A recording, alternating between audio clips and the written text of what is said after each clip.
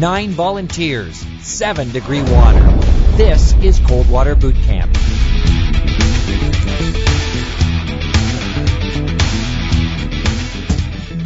Nine hardy volunteers have been selected from across the country to be subjected to icy cold water and teach them how to survive an accidental cold water immersion. The instructor for boot camp is Dr. Gordon Giesbrecht, professor of thermophysiology at the University of Manitoba. Good morning. Welcome to Coldwater Boot Camp. The best way to find out about cold water immersion is to get right in. So we're going to give you your gear. I want you to go get changed, and you're all going to go for a swim. We're going to show you why people die in cold water, why cold water continues to take lives each and every year. You see, most people just don't understand the effects of cold water immersion, and some end up paying the ultimate price. So pay attention. This program could save your life. As our boot campers head to the water, here are a few cold, hard facts. A recent study of drowning statistics by the Life Saving Society revealed that when it came to boaters, 60% drowned in water under 10 degrees, and 34% drowned in water between 10 and 20 degrees. What makes it even more chilling is the fact that 43% were less than 2 meters from safety. The majority, about 90%, were not wearing a life jacket. A study by the Canadian Safe Boating Council found that some people say they don't wear life jackets because they're close to shore, or that they feel they can put it on in the water if they need it. And most, well, they said they didn't need it because they could swim. Well, as our boot campers are about to find out, in this 6-degree water, none of those reasons are valid.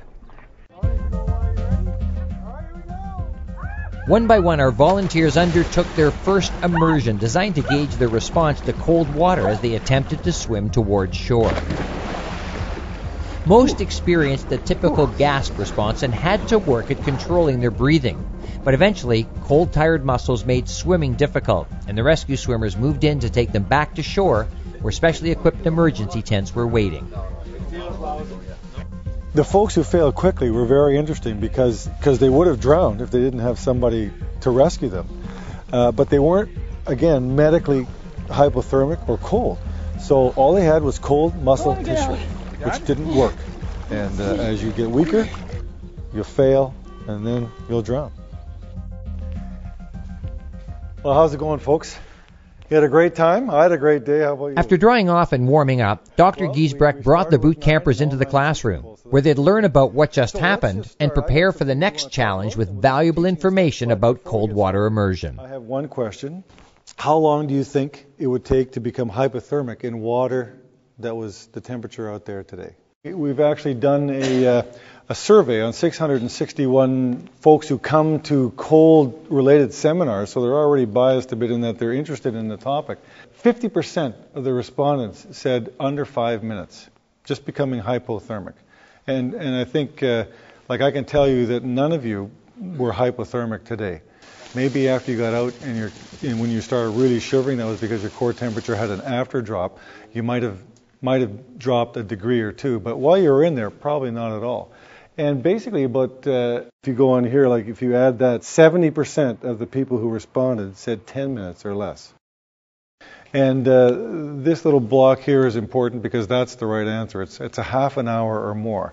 And only about 5% of the people, no matter who you ask, whether they're blue-collar, white-collar workers, medical professionals, rescue workers, very few people really understand that. And as we go through the rest of this hour, it'll become real clear why that's an important point to know. So if you look at this graph, this is kind of core temperature. The red line is core temperature. Here's normal, 37 to 35, down to 25. Over time, this is in really, really cold water, ice water, or maybe 5 degrees. And you can see that if you're in the water, the temperature, of course, will drop. And around 30 degrees Celsius core temperature is when you stop shivering. And most of you were shivering pretty intently today. But just losing consciousness is not what causes you to die from hypothermia. It's cardiac arrest. And the heart temperature has to get down around 25 to 28 degrees before the heart will actually stop. So we devised a way to remember all three phases and to remember this graph with what we call the 1-10-1 principle. And the first thing, of course, is do not panic, because you have 1 minute to get your breathing under control. You have 10 minutes of meaningful movement and 1 hour before you become unconscious due to hypothermia. Now, this is in ice water, so if it's 5 degrees like you're in today, these numbers will be a little bit longer. But the point is you actually can survive a long time in cold water if you had a PFD on. So, the 1-10-1 principle, the first part of that is you have 1 minute to get your breathing under control. So regarding the cold shock responses, consider these following things. First of all, do not panic. And the other thing is focus on surviving the first minute by getting control of your breathing. So the second effect, cold incapacitation. It's just muscle and nerve cells, as they get colder, they work less and less. And once that happens, you need to prepare for the eventuality that you will not be able to do anything for yourself. So how can you minimize cold incapacitation? Obviously, don't fall in the water. Get out of the water as quickly as you can if you are in there. If you can't, then you want to get as much of your body out of the water as possible, like holding on to an overturned boat or sitting in an upright boat that even if it's underwater, it can still keep much of your body out of the water if you're sitting on there. Maybe you would want to attach yourself to something that is floating, whatever, because as you get colder, you will get weaker, and eventually you won't be able to do anything. Now, if you survive the immediate short-term and mid-term phases, cold shock response, cold incapacitation, and you've not been rescued, but you're able to keep your head above water, you have a life jacket on, then you'll enter the third phase, which is hypothermia. And again, we said that takes at least 30 minutes to maybe an hour. Even in cold, ice, cold water.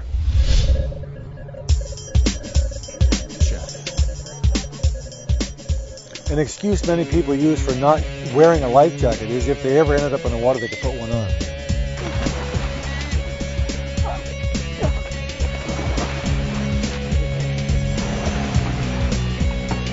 So we had all of our campers try that.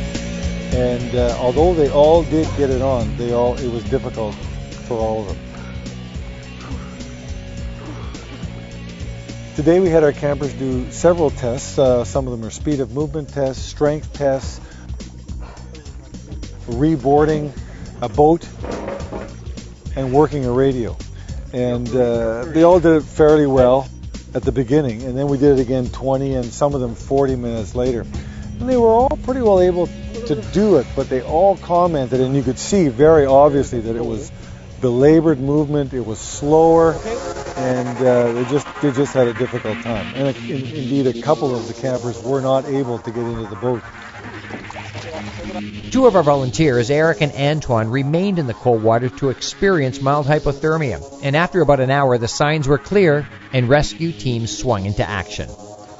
Eric had spent almost 1 hour in the water, and when he was finally returned to the dock, the temperature telemetry pill that Eric swallowed before his immersion showed a core temperature drop of just over 1 degree Celsius. Eric was packed and taken to the rewarming tent to join his hypothermic partner, Antoine. After 53 minutes in the water, Antoine's slimmer body mass experienced a greater drop of about 2.5 degrees Celsius during his swim. We did another interesting comparison today. We took Ryan and Chris and Alice out, and Chris and Alice wore life jackets and Ryan didn't, and they kind of swam together. Ryan started off stronger than his first swim, with Alice and Chris in their life jackets following closely behind. But after a short time, it became obvious that Ryan was weakening rapidly, and he was rescued from the 6-degree water. Alice was still floating, but unable to go any further and gladly returned to the boats. However, the point was made that with flotation, she would have been able to survive much longer through to unconsciousness from hypothermia and eventual rescue.